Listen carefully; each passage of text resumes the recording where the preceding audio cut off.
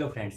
आज हम बात करेंगे केमिस्ट्री के रसायन विज्ञान के एक महत्वपूर्ण चैप्टर और हमारे आवर्त सारणी और इन सारे नियमों को जानने के लिए एक नियम होता है तत्वों को उनके भौतिक गुणों को और रासायनिक गुणों को जानने के लिए वो आवर्त सारणी में किस प्रकार से होते हैं उसको जानने के लिए हम आज इस वीडियो में आपबाउ नियम के बारे में सीखेंगे। देखेंगे आपबाउ नियम होता क्या है, वो किस प्रकार से काम करता है। हमारी आवर्त सारणी में 4 ब्लॉक के आधार पर तत्व वर्गीकृत किए जाते हैं। एस पी और डी और एफ 4 ब्लॉक में हमारे तत्व सारे संयोजित होते हैं।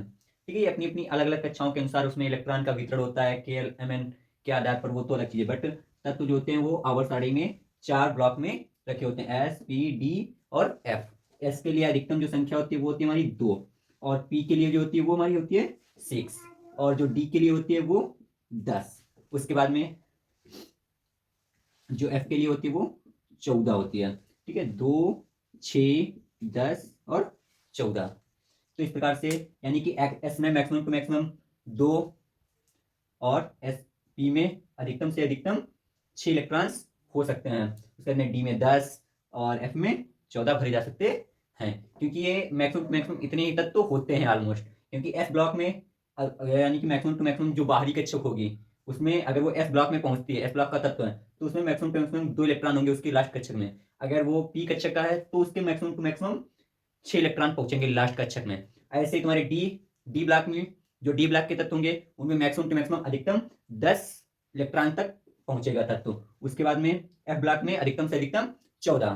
तो देखते हैं ये इसका एनर्जी रेडियस कैसे होता है। तो सबसे पहले 1s, उसके नीचे 2s, 3s, 4s, 5s, 6s, 7s। हम 7s लगे इसलिए बनाते हैं क्योंकि यहीं तक हमारे सारे तत्व पूर्ण रूप से हो जाते हैं। और जो 1 होता है, वन के मतलब वो आवर्त, वो एक ही होता है। एस 1 के लिए एक होता है, और 2 जो होता है उसमें एस और पी दोनों ब्लॉक होते हैं। तो 1s और उसके बाद में 1s 2s 2p।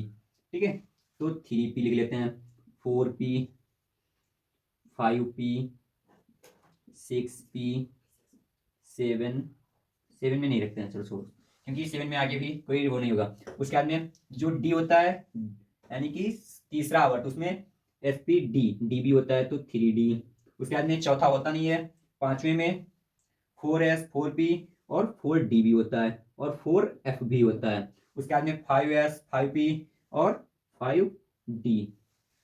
और इसके बाद में 6x 6p और 6d भी नहीं लेते हैं, क्योंकि इतने में ही सारे तत्व पूर्ण हो जाते हैं। सबसे पहले देखो इलेक्ट्रॉन जो जाता है वो हमारा एस ब्लॉक से होकर के जाता है, फिर उसके बाद में 2s से होकर के जाता है, फिर उसके बाद में जब 2s से जाएगा तो वो 3p में जाएगा, 3p से s, ठीक है, 2p से 3s, फिर उसके बाद में 3s के बाद में 3p से 4s, 4s के बाद में 3d 4p और 5s, 5s के बाद में ये जाएगा तुम्हारा 4d 5p और 6s, उसके बाद में 4f 5d 6p 7s। इस प्रकार से इलेक्ट्रॉनों का जो विन्यास होता है उसको करेगा। तो जैसे कोई तत्व का एक इलेक्ट्रॉनिक विन्यास लेते हैं, आपबाउ नियम के अनुसार उसका करते हैं। जैसे सपोज दैट हमने मैग्नीशियम ले लिया, आगे एमजी देखते हैं। तो 1s 2 2s 2 2p 6। अब गिन लेंगे, 2 2 4 6 4 10 हो गए। अब अभी हमको चाहिए 2, तो ये 3s 2 में चला जाएगा। तो ये हो जाएगा हमारा Mg का इलेक्ट्रॉनिक विन्यास। और कोई